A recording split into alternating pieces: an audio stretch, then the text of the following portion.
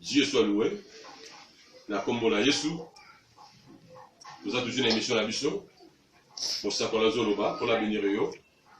Moi, c'est l'apôtre Pablito et Nga, l'aigle majeur. Pour la pambona yo. Yo, Julie Bakou, ya voilà na Bisso. Vraiment, na pamboli yo makasi, disiga ozali. Na kombo na Yesu. Na lengaki. Na tranche na Bisso, yo mosako la Zoloba. Na mes moments réflexion qui est moi les ici qui est par rapport ya makambo oyo ezoleka tuti komona kuna o babotaki par rapport ya charge oyo mboka epesa ba confession o babimisaka mokambi ya seni ya seni mimi ba tension ebele. Mais nga pele wana mwana nzambe mosali ya nzambe na ngana mwa likanisi to réfléchir ensemble na mituna ka na ba question na se poser kana sipila ngai este na babi yamba lobola ba vodou ba kanka ba rose croix ba makarina ba babi yamba wana est-ce que makambo ezalaka na kati ya confession religieuse est-ce que na ngambo na bango mpe ezalaka wana eza la question na otuna na mituna soki ezalaka te bon ata meme si soki kuna makambo ezalaka na basecte wana bayamba wana parce que tokobosana te ke kuna celui qui règne c'est le diable. Or biso nyonso toyebi malamu que Satana en lui azalaka na bolingo te. Azala na bolingo te. Donc ce kuna bazala ba division eza pe normal. Mais na lobi te pesa na yebi pete so eza mais na tunika motuna. Parce que leur maître azala bolingo te.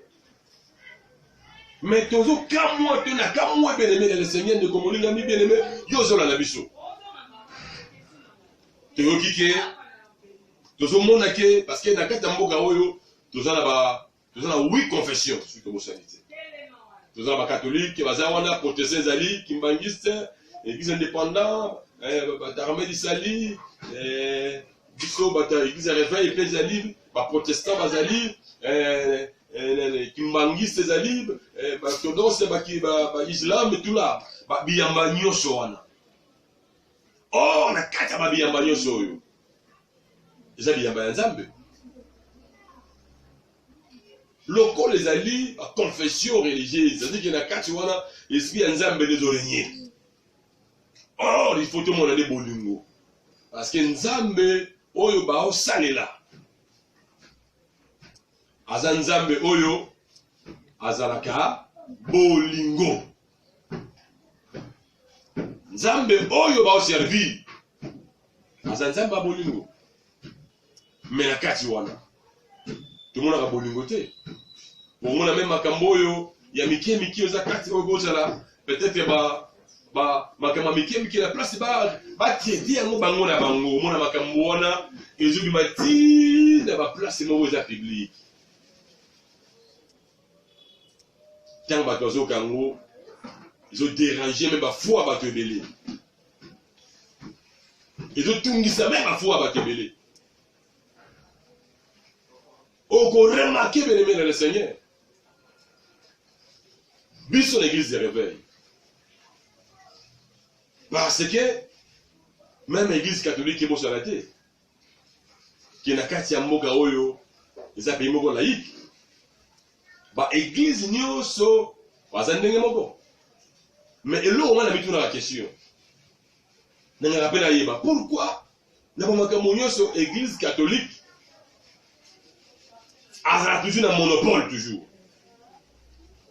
Or, les cambo il faut époucher biso ba église de réveil, de réfléchir pour la yango.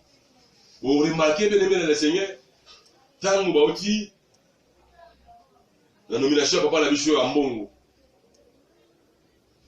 Au monde ba konji ebele ba kendaki. même ntango ye na mboka bakonzi bakendaki azalaki wana azwi bakado mais papa na biso Soni Kafuta awa bauti konome ye awa na élection oyo tosalama oyo tomona te autorité moko te tomona te mokonzi moko te. Or bamakambo nyonso te oyo biso église de réveil il faut épouser et même besoin d'avoir des réflexions tokanisa pourquoi esalamaka ndenge wana épouser biso na kati ya mosala na kati ya travail ya koluka kobimisa église de réveil na kati ya bamakambo lokola ya boye. Papa évêque Soni Kafuta à peine même odi kozala eli esengeli obunda makasi pour l'église de réveil pour que l'église de réveil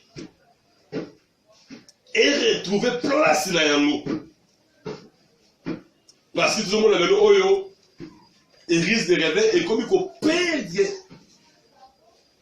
ici que ozalaki na oti kolanda dernièrement awa mosakoli monene oyo nayebi Denis Lesi parce que maladie ya église de réveil babate ba maladie ebele mais parmi ba maladie moko onga na ndalo balelo omona bakambi ya église de réveil babunda kaka bango na bango ndena to kisabino mokambi monene prophète Denis Lesi asa mokambi monene mosala nzambe monene mosakoli monene na mboka oyo asala ba makambo pe ebele na ndenge na TV na ba réseaux sociaux azoloba moi na kasa ke loba wana ayekoloba abeta masolo ya lotomo na ye ndenge akambola na nzambe ya ba campagne asala ndenge ba organiser ba misa parce ndenge ba misala wana ba campagne parce que asala makambo ebele na nzambe. Or to bosala te ki Denis Lesi oyo mosakoli monene oyo ayaka na TV motu sana na émission wana ayako bisa biso ki ndenge nini abale ko travailler na ba mankiona na ba tunyoso équipe nyonso wala la kisuni makambo na ko salama mais tango yesu na TV mbalo ngana bisa like mbalo oyo ayabe tele biso masolo ya ninga tamalo na nzambe baloto mona ye. Or il y a une biso masolo ote kutu boyoka tuzo kana biso bambongo tokabola kana biso bambongo oye pe kutu azwaki yepe azaki na biso siko masolo wana ya tozoka bambongo tokabola ka bambongo eza ko édifier biso bana na nzambe en quoi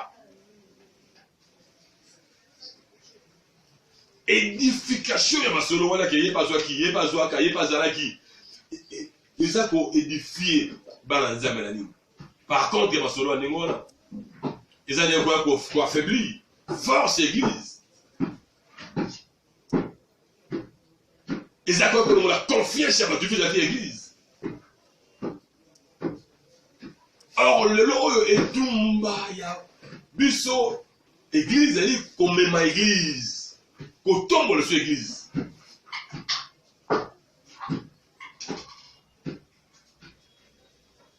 Dieu soit loué. Et tout le monde comme même église, kotombola l'église, parce que pas ma solo à n'engoana.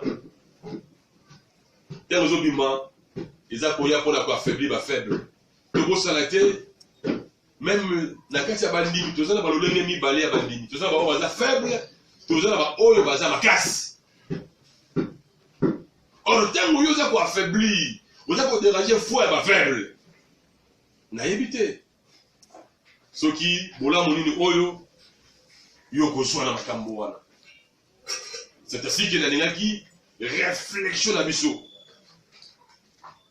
to mema yango na domaine oyo papa Soni na ba kolonio soto bunda neto matisa église to longo na kati ba distraction oya lobi boye même makambo ya kopuna malonda oyo pour ça tobosana te tobosana te ke élection na baafrike oyo tozali eutaka influence yango monene eutaka na occidentaux eutaka libanda. Mais ntango makambo oyo ezoya kodéranger église, il faut bakambi église ba réfléchir. Parce que kopona evosala na kopona ete ekomema nini na église, ekofleshe nini na église. Esengeli na moko azotala koréfléchir. Parce que lelo ekomi omona mosala nzambe aleki aza koatake oyo aza koloba mabe ya oyo. Or kosalaka makambo lolenge wana eza koaffaiblir l'église, kosalaka makambo ndenge wana oza kotungisa foi ya bato mosusu. Yebaki biso nyonso toza na foi ndenge moko te. Pamba te Bible lobi nganga ya Nzambe bakotala ye lokola mosantu. Mpe nganga ya Nzambe aza na droit ya respect. Nganga ya Nzambe aza pe na droit ya considération.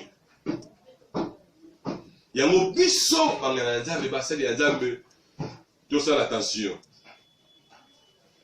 Comme mama na Nzambe ko induit bana na Nzambe na kati ya bere. Yango zomona lelo oyo meme bandimi bana na Nzambe po aloba mabe ya mosala na Nzambe azo na réserve te. Azo banga te. Pourquoi? Parce que biso na biso banganga na Nzambe tozoloba makambo wana na balie public.